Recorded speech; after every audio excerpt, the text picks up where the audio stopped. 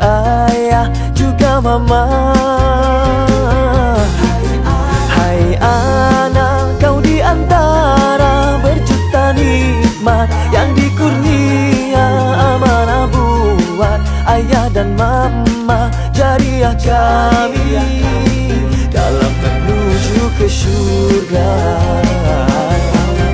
Hai anak, kau dibesarkan dengan kasih sayang, dengan harapan menjadi insan yang beriman, memberi manfaat buat seluruh umat. Hai anak, kami tak minta untuk hidup mewah, cukup sekadar dengan melihat dirimu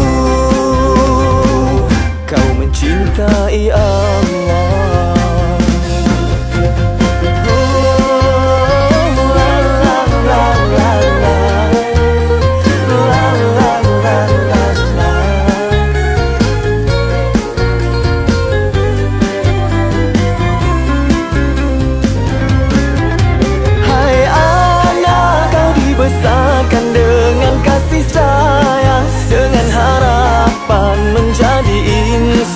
Yang beriman, memberi manfaat buat seluruh umat. Hai anak, kami tak minta untuk hidup mewah, cukup sekadar dengan melihat dirimu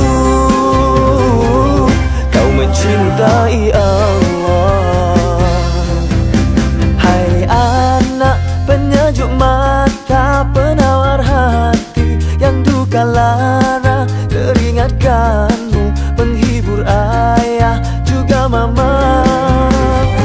Engkau permata keluarga, engkaulah penyejuk mata, engkaulah